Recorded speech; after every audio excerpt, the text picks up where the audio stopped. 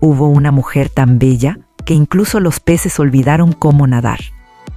Esta es una historia de hace más de 2.5 años, al final del periodo primavera y otoño. Xi Shi era una chica ordinaria de una aldea pobre de Zhejiang que se ganaba la vida lavando ropa.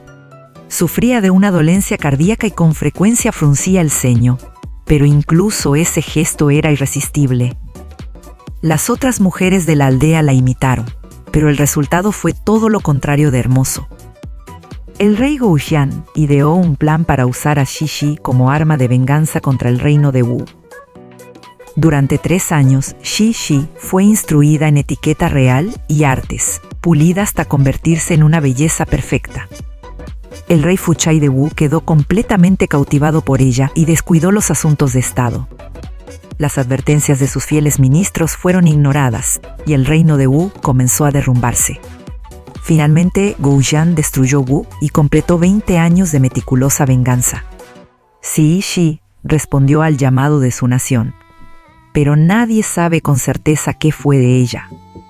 Lo que la historia recuerda no es su belleza, sino el destino que esa belleza le obligó a cargar.